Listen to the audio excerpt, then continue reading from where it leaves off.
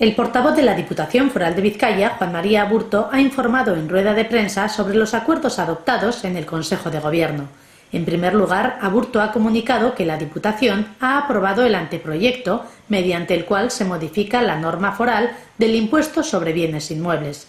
Por otra parte, el Departamento de Cultura ha firmado convenios de colaboración con los museos Marítimo Ría de Bilbao, Ferrería El Pobal de Musquis y de Reproducciones Artísticas de Bilbao, con el objeto de financiar parte de las actividades programadas durante 2012.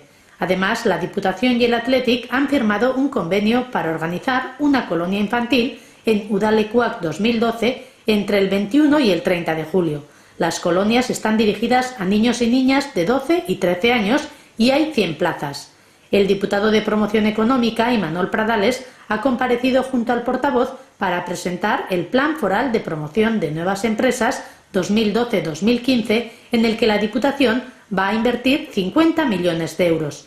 Pradales ha informado de que se impulsará el emprendizaje, las industrias creativas y el pequeño comercio comarcal.